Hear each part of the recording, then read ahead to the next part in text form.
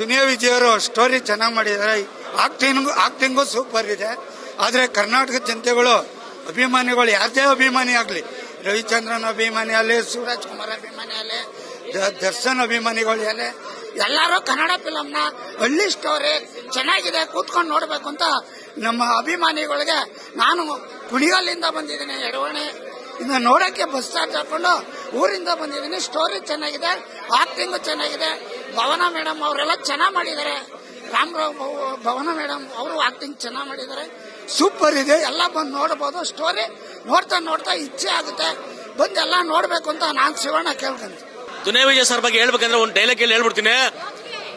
Life ಹೇಳುತ್ತೆ ಬೀಳುತ್ತೆ, ಸ್ಟಾರ್ಗಿರಿ ಬರುತ್ತೆ ಹೋಗುತ್ತೆ, ಆದ್ರೆ ಇಲ್ಲಿ ಬಂದಿರೋದು ಸ್ಯಾಂಡಲ್ವುಡ್ ಸಲ್ಗ. ದುನಿಯಾದಲ್ಲಿ ಹೆಂಗ್ ಬೇಕಾದ್ರೂ ಹೆಸರು ಮಾಡ್ತಾನೆ. ಆಕ್ಷನ್ ಮಾಡಕ್ಕೂ ರೆಡಿ, ಆಕ್ಷನ್ ಮಾಡ್ಸಕ್ಕೂ ರೆಡಿ. ಎತ್ತಕ್ಕಾಗಲ್ಲ ಜಿಬ್ರ ಲ್ಯಾಂಡ್ ಕಬ್ಬಾಬ್ ಬ್ಲಾಕ್ ಕೋಬ್ರಾ. ಇನ್ನು ಮಲ್ಲಿಗೆ ಹೂವು ಮುಡ್ಕೊಂಬರೋ ರಚಿತಾರಾಮ್ ನೋಡಿದ್ದೆ, ಮಚ್ಚಿಟ್ಕೊಂಬರೋ ರಚಿತಾರಾಮ್ ನೋಡಿರಲಿಲ್ಲ. ನಟನೆ ಎಲ್ಲಿ ಅವ್ರ ನಯಂತರ ಈ ಸಿನಿಮಾದಲ್ಲಿ ಆಕ್ಷನ್ ಮಾಡಿದ್ರೆ ಭಯಂಕರ. ಹಳ್ಳಿ ಪಾತ್ರದಲ್ಲಿ ಅವ್ರಿಗೆ ಆಕ್ಟಿಂಗ್ 100 ಮಾರ್ಕ್ಸ್ ಸಾಲು. ಇಂಡಸ್ಟ್ರಿಲಿ ಒಬ್ಬರೇ ಲೇಡಿ ಸೂಪರ್ ಸ್ಟಾರ್. ಏನ್ ಮಾಡಬಹುದು ಆಕ್ಷನ್ ಖರಾಬಾಗಿದೆ. ಅಂದ್ರೆ ಕಾಂತಾರ ತರ ಒಂದು ಮಣ್ಣಿಗಾಗಿ ಮತ್ತು ಜನಕ್ಕಾಗಿ, ಜನದ ಪರವಾಗಿ ಮಾಡಿರುವಂತ ಸ್ಟೋರಿ. ಎಲ್ಲೋ ಒಂದ್ ಕಡೆ ಹೇಳ್ಬೇಕಂದ್ರೆ ಮೊಬೈಲ್ಗಳು ಇದು ಅದು ಬಂದು ಹಳ್ಳಿ ಒಂದು ಎಲ್ಲ ನೇಚರ್ ಮರ್ತೋಗ್ತಾ ಇದ್ರು. ಮತ್ತೆ ಹಳ್ಳಿ ತೋರಿಸೋ ಪ್ರಯತ್ನ ಮಾಡಿದ್ರೆ ultimate Duniya Vijay sir madam. Duniya Vijay sir ಹೊಡೆದ್ರೆ ಡಿಶಮ್ ಅವನ ಅಕ್ಕನ್ ಚಿಂದಿ.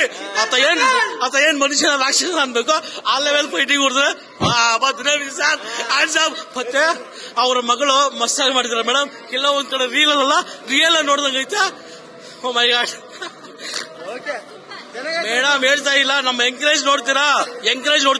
ಇನ್ನೊಂದೇನಂತ ಕೇಳಿದ್ರೆ ಫ್ಯಾನ್ಸ್ಗೆ ಫಸ್ಟ್ ಶೋ ಇಡ್ಲಿಲ್ಲ ಮೇಡಮ್. ಅವ್ರಿಗೆ ಅಭಿಮಾನಿಗಳ ಕಷ್ಟ ಅವ್ರಿಗೆ ಗೊತ್ತು ಮೇಡಮ್. ಈ ಚಳಿಯಲ್ಲಿ ಯಾವ ರೀತಿ ಬರೋದು ಅಂತ ಅವ್ರಿಗೆ ಗೊತ್ತು.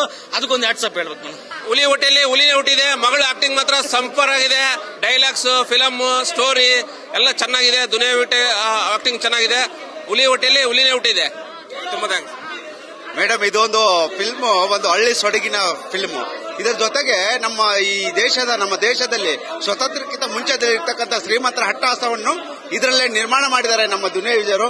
ಇದೇ ತರನಾದಾಗಿ ಈ ಫಿಲ್ಮ್ ಉತ್ತರ ಕರ್ನಾಟಕದಲ್ಲಿ ಆಗಿರ್ಬೇಕಂತ ಒಂದು ಅನಿಸಿಕೆ ನಂದಾಗಿತ್ತು. ದುನಿಯಾ ವಿಜಯ್ ಅವರು ಮತ್ತು ಅವ್ರ ಮಗಳದು, ಆಮೇಲೆ ಅವರ ಹೀರೋಯಿನ್ ಅವರು ತುಂಬಾ ಚೆನ್ನಾಗಿ ಮಾಡಿದ್ದಾರೆ. ಇಡೀ ರಾಜ್ಯನೇ ನೋಡ್ಲಿ ಅಂತ ಎಲ್ಲರಿಗೂ ಪ್ರೀತಿಯಿಂದ ಕೇಳ್ಕೊಳ್ತಿದ್ದೇನೆ. ಅಲ್ಲಿ ವೀರೇಶ್ ಥಿಯೇಟರ್ ಹತ್ರ ತುಂಬಾ ಖುಷಿ ಅನಿಸುತ್ತೆ.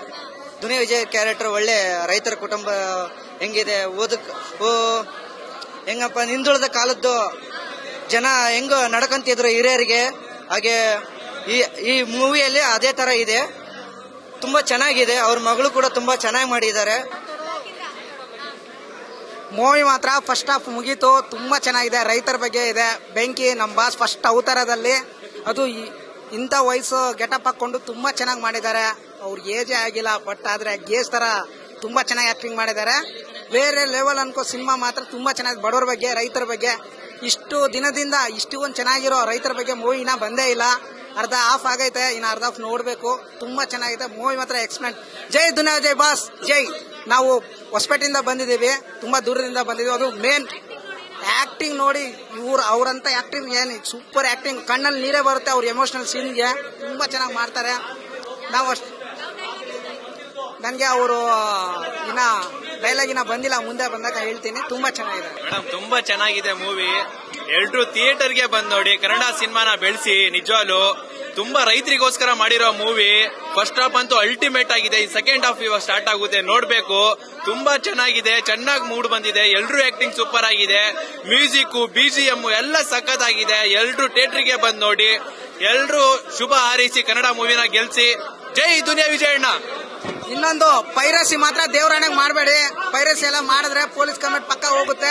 ದಯವಿಟ್ಟು ನೀವು ಇಷ್ಟಪಟ್ಟು ತುಂಬಾ ಚೆನ್ನಾಗಿ ಬಂದು ಥಿಯೇಟರ್ಗೆ ಬಂದು ನೋಡಿ. ಪೈರಸಿ ಸಿನಿಮಾ ಮಾಡಬೇಡಿ. ಅದು ನೋಡಿದ್ರೆ ನಿಮ್ಗೆ ಅರ್ಥ ಆಗಲ್ಲ. ಪೈರಸಿನ ಖಂಡಿತ ಖಂಡಿಸಬೇಕು. ನಾನು ಇದು ಮಾತು ಹೇಳ್ತಾ ಇದ್ದೀನಿ, ನೋಡಿ ಕೇಳಿಸ್ಕೊಳ್ಳಿ.